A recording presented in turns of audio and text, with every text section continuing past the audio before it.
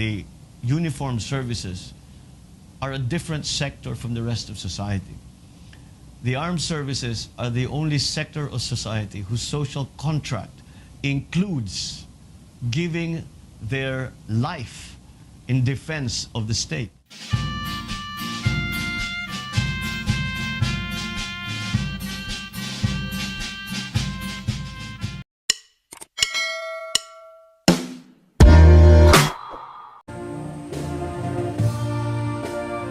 Next to offer the wreath is Police Major General Bernard M. Banak, Director, Special Action Force.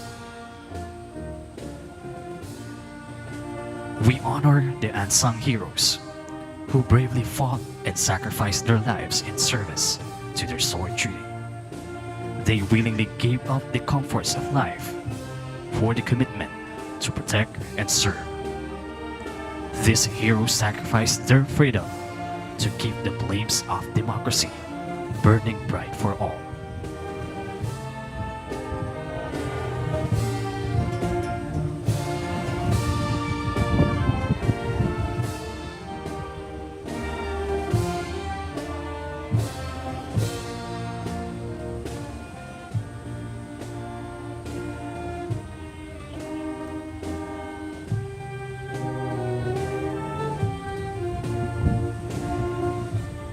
Next to offer the wreath is Police General Benjamin C. Acorde Jr., Chief, Philippine National Police. The thriving and lasting democracy we enjoy is a direct outcome of the unwavering dedication of our leaders to their mission. The commitment and sacrifice of these brave individuals epitomized through patriotism, which they exemplified throughout their lives. Therefore, today's ceremony is dedicated to ensuring that their heroic acts are permanently etched in our hearts and minds, celebrating their triumphs for years to come.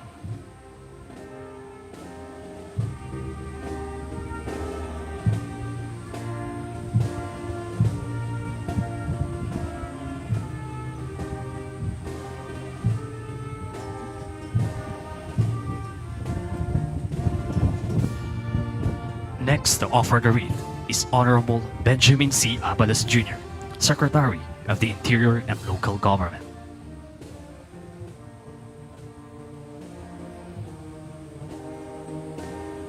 We'll make sure that their sacrifices are always remembered.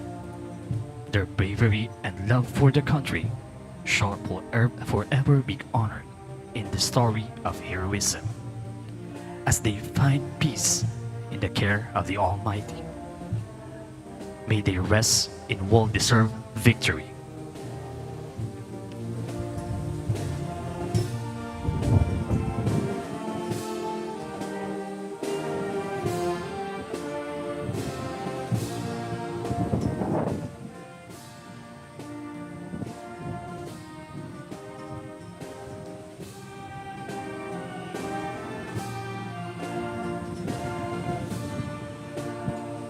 The last to offer the wreath is His Excellency Ferdinand R. Marcos Jr., President, Republic of the Philippines.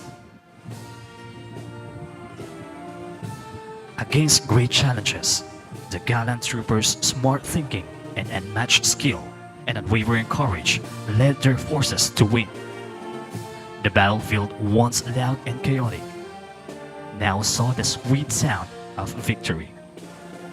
After the battle, as the dust cleared and the sound of fighting faded, the gallant troopers stood in the success, a symbol of bravery and leadership.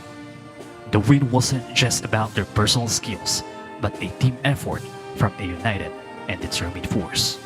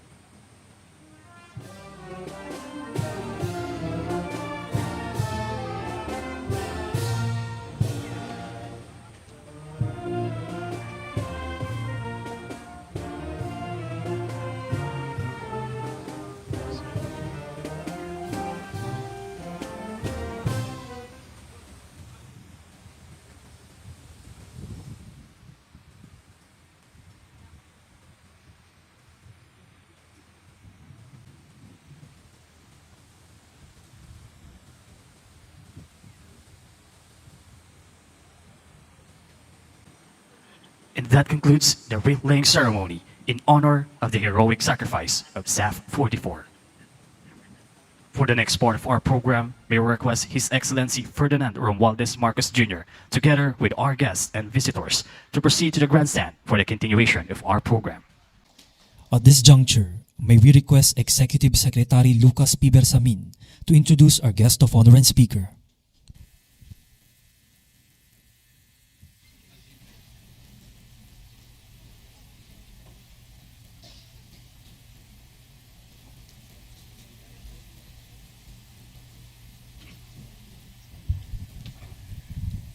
Ladies and gentlemen, the President of the Republic of the Philippines, His Excellency Ferdinand R. Marcos Jr.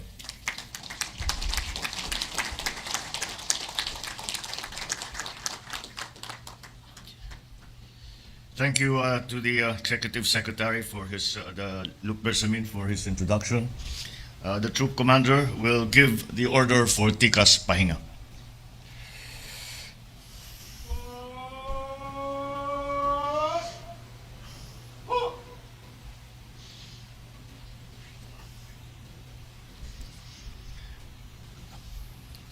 The Chief of the Philippine National Police, General Benji Acorda Jr., please take your seats.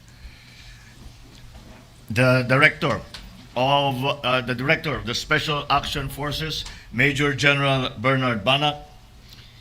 The Director of the Philippine National Police Academy, Major General Samuel Nacion.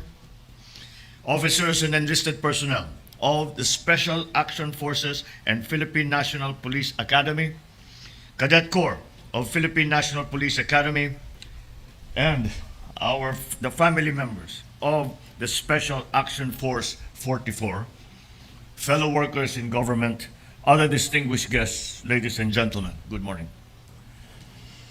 9 years ago, 44 brave men died without seeing the dawn of peace bloom on the land their blood made hallow. Today we remember their heroism and honor the sacrifice that they have made. It is a debt that we will never be able to fully pay, no matter how we try it with deeds and to prove that they have not died in vain. It remains an obligation that we will never extinguish, no matter how often we give meaning to their valor. So how do we pay homage to these brave men, whose gallantry no memorial can fully capture, whose courage no words can fully extol? It is by working tirelessly to realize their dreams for their families, for their children, for their comrades, for the people. It is now up to us who live, who benefited from their full measure of devotion to duty, to build a kinder and gentler society, wherein those they have left behind can live in peace and prosperity. That is the mission that they have left us to pursue when they did not return from their last patrol. In their last hours, in that place of honor, we can draw many important lessons. The lessons such as to put nation before self, to display courage under fire, to resolve to forge ahead, to never give up. We would also be disrespecting their memory if we give quarter to those who terrorize our people. We would be devaluing their valor if we cede our territory to those who would trespass upon it. Although fighting machines they were not apostles of permanent war. They were warriors for peace who wanted to see the day when swords were pounded into plowshares. Let us work towards that day. To the loved ones of these heroes, we know that 9 years after that fateful day, no words can fully ease the pain that I know you still feel. I can only hope that you can find comfort knowing that a grateful nation, still nursing a wound in their hearts, feels deeply and as much. To the comrades in arms of the brave 44 who wear the insignia of the departed, honor their memory by never letting down the flag that they fought for. Be worthy stewards of their devotion to duty, their fidelity to the oath, and their love of country. Be the patriots and professionals who are driven by the same fearlessness and fortitude that the SAF 44 had shown. My countrymen, The defiant stand of the brave 44 still echoes today. It is a clarion call for unity and action against any challenge that we might face. Let our reverence for these men be always accompanied by a deeper reflection, so we too can summon the fight in ourselves to build a better future for our nation. Huwag natin pababayaan ang kapayapaan na kanilang ipinaglaban. Sa pagpupugay sa SAF-44, patuloy tayong magsisikap tungo sa isang bagong Pilipinas. Mabuhay ang ating mga bayaning Pilipino. Mabuhay ang SAF-44. Mabuhay ang Pilipinas. Thank you, Mr. President. We may now be seated.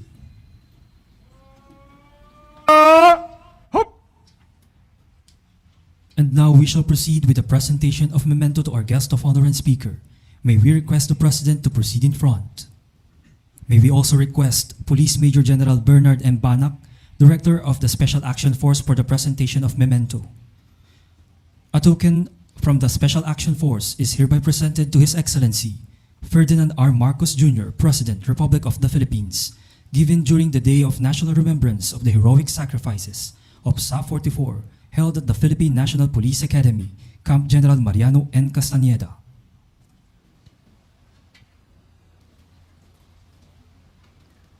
At this point, let us all stand and together sing the SAP song and PNP hymn.